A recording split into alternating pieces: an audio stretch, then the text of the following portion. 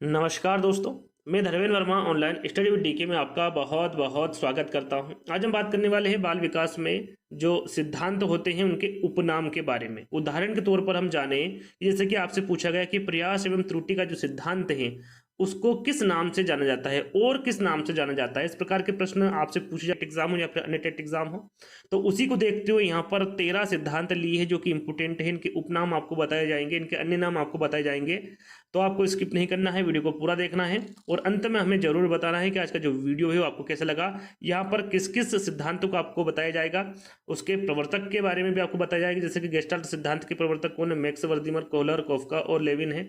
प्रयास एवं त्रुटि का सिद्धांत, बहुकारक का सिद्धांत, क्रिया प्रसूत अनुबंधन सिद्धांत, शास्त्रीय अनुबंधन सिद्धांत, प्रबलन का सिद्धांत, संगठनात्मक विकास का सिद्धांत, समीपस्थ अनुबंधन का सिद्धांत, चिन्ह अधिगम सिद्धांत, सामाजिक एवं सांस्कृतिक विकास का सिद्धांत, संरचनात्मक अधिगम सिद्धांत, एक तत्व का सिद्धांत और समूह कारक का सिद्धांत।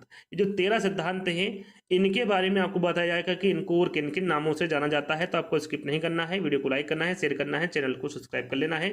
सबसे पहले आपको ये तीनों कार्य कर लेना है फटाफट, है ना। तो शुरुआत करते हैं। शुरुआत ये सबसे पहला मैंने लिया है यहाँ पर सिद्धांत गेस्टाल्ट सिद्धांत। काफी इंपोर्टेंट है, इससे संबंधित काफी प्रश्न पूछ जाते हैं। सबसे पहले जानेंगे कि इसके प्रवर्तक कौन है। तो इसके प्रवर्तक आपके मैक्स वर्दीमर है, कोहलर है, कोफका है और लेविन है।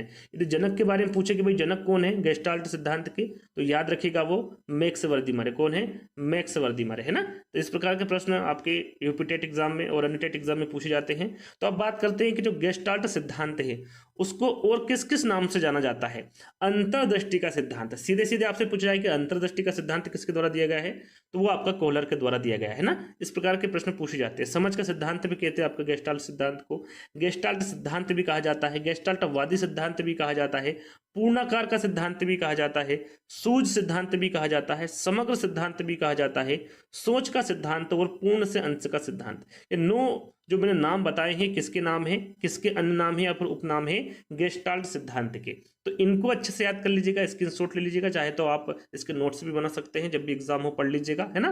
तो ये 9 नाम मैंने आपको बताया गेस्टाल्ट सिद्धांत के, है ना। अब बात करते हैं प्रयास एवं त्रुटि का सिद्धांत। ये पूछा भी गया है ना, आपके यूपी टेट एग्जाम आप देखेंगे तो उसमें पूछा गया है प्रयास एवं त्रुटि के सिद्धांत को और किस नाम से जाना जाता है। इस प्रकार का प्रश्न पूछा गया है। सबसे पहले बात करते हैं किसके द्वारा दिया गया, प्रवर्तक कौन है, प्रतिपादक कौन है, तो थॉर्नडाइक है। कौन है? थॉर्नडाइक है।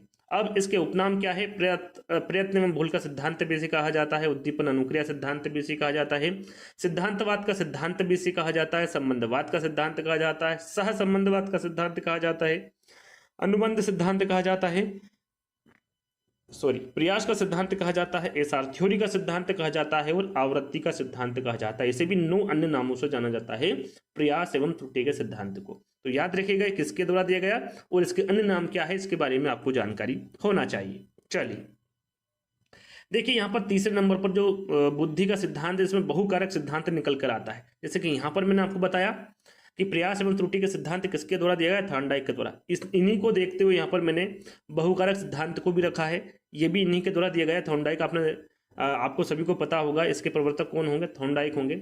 और बहुकारक सिद्धांत को बहुखंड का सिद्धांत भी कहा जाता है, बहुतत्व का सिद्धांत भी कहा जाता है, बालू का सिद्धांत इंपोर्टेंट है, ध्यान दीजिएगा, बालू का सिद्धांत भी कहा जाता है, परमाणुवादी सिद्धांत कहा जाता है और मात्रा का सिद्धांत है। ये जो 5 नाम है ये किसके हैं, बहुकारक सिद्धांत है जो कि थॉर्नडाइक द्वारा दिए गए हैं। तो इसके बारे में भी आपको पता होना चाहिए। अगला है आपका क्रिया प्रसूत अनुबंधन सिद्धांत। ये किसके द्वारा दिया गया है, इसके बारे में आपको पता होना चाहिए, स्किनर के द्वारा दिया गया है। इसको और किन किन नामों से जाना जाता है, तो इसे क्रिया प्रसूत सिद्धांत के नाम से, सक्रिय अनुबंधन का सिद्धांत आरएस थ्योरी के नाम से, है ना, साधात्मक अनुबंधन का सिद्धांत के नाम से, नैमित्तिक अनुबंधन सिद्धांत के नाम से, आर टाइप थ्योरी के नाम से, क्रियात्मक क्रिया प्रसूत सिद्धांत के नाम से, कार्यात्मक प्रतिबद्धता का सिद्धांत के नाम से, अभिक्रमिक अनुदेशन सिद्धांत के नाम से, क्रिया प्रसूत अधिगम सिद्धांत और पुनर्बलन का सिद्धांत, है ना। ये जो 11 नाम मैंने आपको बताए हैं ये क्रिया प्रसूत अनुबंधन सिद्धांत, ये इसके उपनाम है। इनके बारे में आपको जानकारी होना चाहिए। साथ में आपको पता होना चाहिए कि द्विकारक और त्रिकारक, है ना। द्विकारक और त्रिकारक को मैंने इसलिए नहीं रखा है कि इसके जो उपनाम है वो इतने इंपॉर्टेंट नहीं है। द्विकारक को द्वितत्व, है ना, त्रिकारक को त्रितत्व, इस प्रकार से इसके उपनाम है जो कि आप सरलता से उसको पहचान सकते हैं। तो आपको पता होना चाहिए कि द्विकारक का सिद्धांत और त्रिकारक बुद्धि का सिद्धांत किसके द्वारा दिए गए हैं, तो ये भी स्पीयरमैन के द्वारा दिया गया है। और 11 नामों को अच्छे से याद कर लीजिएगा, ये क्रिया प्रसूत अनुबंधन सिद्धांत के उपनाम है। चलिए अब बात करते हैं शास्त्रीय अनुबंधन सिद्धांत। देखिए पूछा गया था, है ना, कि शास्त्रीय अनुबंध सिद्धांत को किस नाम से जाना जाता है, तो विकल्प में क्या था, प्राचीन अनुबंधन सिद्धांत। तो यदि आपको पता होगा तो आप टिक कर देंगे, यदि नहीं पता है तो आप वहां पर गलत कर देंगे। तो यहाँ पर आपको पता होना चाहिए जो शास्त्रीय अनुबंधन सिद्धांत है ये पावलोव के द्वारा दिया गया था, और इसके अन्य नाम होंगे क्लासिकल अनुबंधन सिद्धांत, प्राचीन अनुबंधन सिद्धांत, संबंध प्रत्यावर्तन का सिद्धांत, सहज अनुबंधन सिद्धांत, संबंध प्रतिक्रिया का सिद्धांत, परस्पर अनुबंधन का सिद्धांत, अनुबंधन का सिद्धांत, अनुकूलित अनुक्रिया का सिद्धांत, प्रतिवादी अनुबंधन सिद्धांत और अनुबंधित अनुक्रिया का सिद्धांत। ये 10 नामों से शास्त्रीय अनुबंधन सिद्धांत को जाना जाता है। इसके अन्य नाम है, उपनाम है, तो इनके बारे में भी आपको जानकारी होना चाहिए। देखिए अब प्रबलन के बारे में हम जानेंगे कि प्रबलन का जो सिद्धांत है ये C.L. हल के द्वारा दिया गया है, और इसके उपनाम है यहाँ पर आप देख सकते हैं, पुनर्बलन का सिद्धांत कहते हैं इसे, विधिक सिद्धांत कहते हैं, गणितीय सिद्धांत भी इसे कहा जाता है, परिकल्पित निगमन सिद्धांत भी कहा जाता है, आवश्यकता अवकलन सिद्धांत कहा जाता है इसे, जैविकी अनुबंधन का सिद्धांत कहा जाता है, प्रबलन के सिद्धांत को उद्देश्य प्रवणता सिद्धांत कहा जाता है, सबलीकरण का सिद्धांत इंपोर्टेंट है, याद कर लीजिएगा, चालक न्यूनता का सिद्धांत, यथार्थ अधिगम का सिद्धांत और परिष्कृत का सिद्धांत। ये प्रबलन के जो सिद्धांत है इसे 11 नामों से जाना जाता है। ये इसके उपनाम है या फिर अन्य नाम कह लीजिए।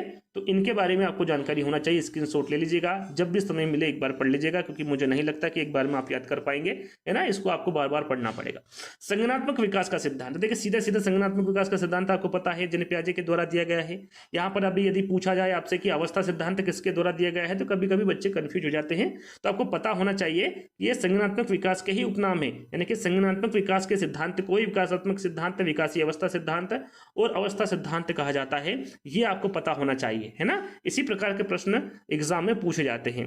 अब यहाँ पर बात करें, यदि आपसे पूछा जाता है कि विकासात्मक मनोविज्ञान के प्रतिपादक या फिर जनक कौन है, तो आपको पता होना चाहिए वो कौन होंगे, जिन पियाजे होंगे। चलिए अब बात करेंगे 8वें नंबर पर है आपका समीपस्थ अनुबंधन का सिद्धांत। समीपस्थ अनुबंधन का सिद्धांत सबसे पहले आपको पता होना चाहिए किसके द्वारा दिया गया, तो गुथरी के द्वारा दिया गया। इसके उपनाम क्या है, इसे किस नाम से जाना जाता है, तो सामीप्यता सिद्धांत के नाम से जाना जाता है, स्थापन का सिद्धांत, एकल प्रयास का सिद्धांत, प्रतिस्थापन का सिद्धांत, इकराह प्रयास का सिद्धांत, one trial theory, substitution theory. ये 7 नामों से आपका समीपस्थ अनुबंधन के सिद्धांत को जाना जाता है। इसके उपनाम है या फिर अन्य नाम है। आगे हम बात करेंगे चिन्ह अधिगम सिद्धांत। ये भी इंपोर्टेंट है ना, आपको पता होना चाहिए किसके द्वारा दिया गया, टोलमैन के द्वारा दिया गया।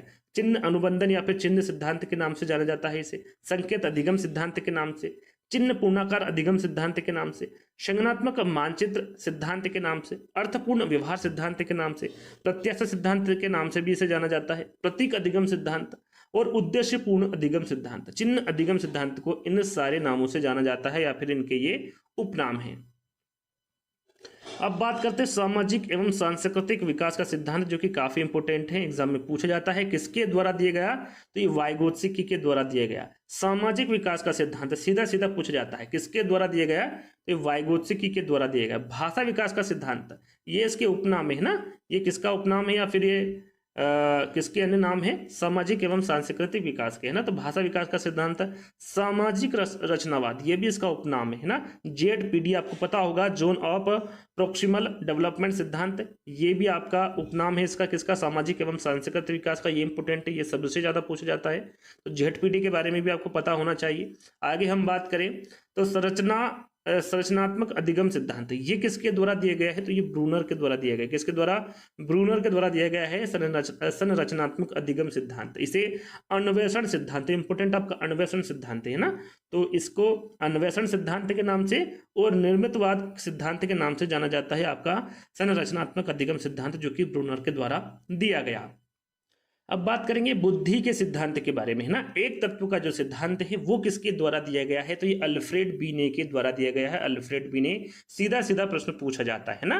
अब एक तत्व के सिद्धांत को और किन नामों से जाना जाता है, इसे एक कारक का सिद्धांत, एक इकाई का सिद्धांत, एक घटक का सिद्धांत, है ना। ये तीनों ज्यादा इसमें याद करने की आवश्यकता नहीं है। आपको याद क्या करना है, निरंकुशवादी सिद्धांत और बुद्धि का प्राचीन सिद्धांत। ये मैंने इसलिए लिखा है, यदि आपसे सीधा सीधा पूछा जाए कि बुद्धि का सबसे प्राचीन सिद्धांत कौन सा है, तो आपको पता होना चाहिए वो एक तत्व का सिद्धांत है, प्राचीन सिद्धांत है ना। यदि पूछा जाए बुद्धि का, तो आपका एक तत्व का सिद्धांत है ना, तो ये आपको ध्यान में रखना है। आगे हम बात करें 13वें नंबर पर जो कि अंतिम आपका सिद्धांत है समूह कारक सिद्धांत, और ये भी इंपोर्टेंट है। समूह कारक सिद्धांत सीधी सीधी पूछा जाता है, किसके द्वारा दिया गया, तो ये थ्रस्टन के द्वारा दिया गया। इसे समूह तत्व का सिद्धांत, संघ सत्तात्मक का सिद्धांत और प्राथमिक मानसिक योग्यता का सिद्धांत के नाम से भी समूह कारक सिद्धांत को जाना जाता है। तो ये 13 सिद्धांत आपको बताया। आई होप आपको ये वीडियो पसंद आया होगा। कम समय में ये हर बार सोचता हूं कि कम समय में आपको ज़्यादा प्रश्न मिले और आपकी अच्छी तैयारी हो, है ना। हमने अभी तक बहुत सारे वीडियो बनाए हैं जिसमें प्रीवियस ईयर पेपर के हर एक प्रश्न को आपको समझाया है, टॉपिक वाइज आपको समझाया है। यदि आपने उन वीडियो को नहीं देखा है तो उसकी प्लेलिस्ट हमने बना के रखी, तो प्लेलिस्ट को एक बार चेक कर लीजिएगा। बहुत सारे वीडियोस हमने आपके लिए बना के रखे हैं, तो उनको भी एक बार चेकआउट कर लीजिएगा, है ना। तो जल्दी ही दोस्तों एक नई वीडियो के साथ मिलेंगे, जब तक के लिए धन्यवाद।